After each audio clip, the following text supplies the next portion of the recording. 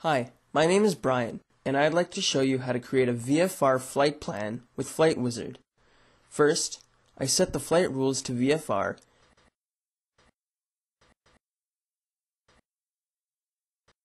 I set the starting time to 1600 Zulu. I select Cessna 172 as my aircraft. Our flight will be from Billy Bishop Toronto City Airport, CYTZ, to Rockcliffe, CYRO, near Ottawa, Ontario. Pointing on CYTZ, bring up the airport information and the METAR and TAF available. I click on CYTZ and select it from the pop-up menu. The setting window appears.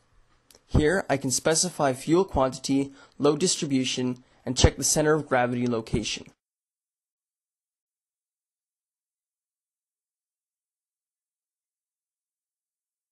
I click OK. Notice the new window, listing CYTZ as our starting point. There are many ways to locate our destination. In this example, I just type Ottawa in the search box and press the Enter key. From the pull-down list, I select Rockcliffe, and a green disc shows its location.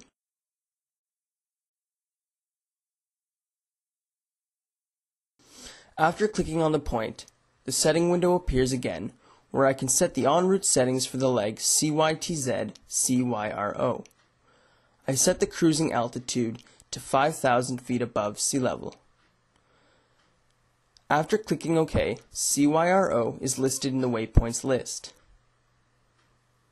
To view the complete route, I zoom out and drag the map. Notice that the red route line is curved a little as it is depicted on a great circle. To complete the flight plan, I click on the Weather button to include winds, temperature, and barometric pressure in the calculations. The flight planning form appears at the end of the process. Notice that the cruising altitude was changed to 5,500 feet to conform to visual flight rules. From the Reports menu, I select another report, the flight log. The flight log is very useful while navigating and designed to fit in a kneeboard. To get the waypoints list back, I select it from the Reports menu. Flight Wizard allows me to use my own scanned charts. These charts are not supplied with the program, and you need to scan your own. From the File menu, I select Load Map and then select the one I like.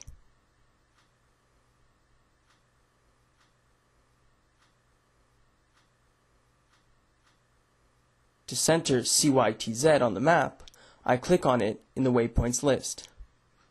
I can drag this map the same way as the blank map.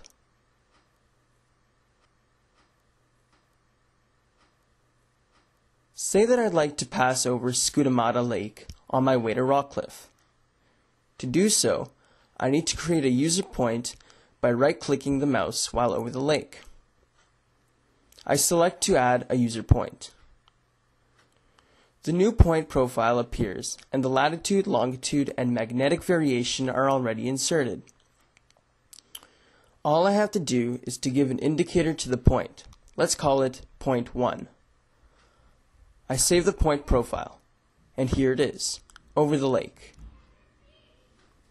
To insert the new point to the plan, between CYTZ and CYRO, I point on the red route line and capture it while holding down the left button of the mouse. I drag the line to the new point and release when over the point. In the settings window, the cruising altitude for CYTZ en route point 1 is already set to 5,500 feet. After clicking OK, point 1 is included in the plan between the starting point and the destination. I can switch back to the blank map by clicking on the Map button. Now I'd like to designate Macdonald-Cartier Airport, CYOW, as an alternate to CYRO. I click on CYRO in the waypoints list, and the editing pop-up menu appears. From the menu, I select Insert an Alternate. In the search box, I type CYOW and press the Enter key. As soon as the point was found, I press the F9 key. CYOW is now listed as an alternate to CYRO. Again, I complete the flight plan by getting the weather.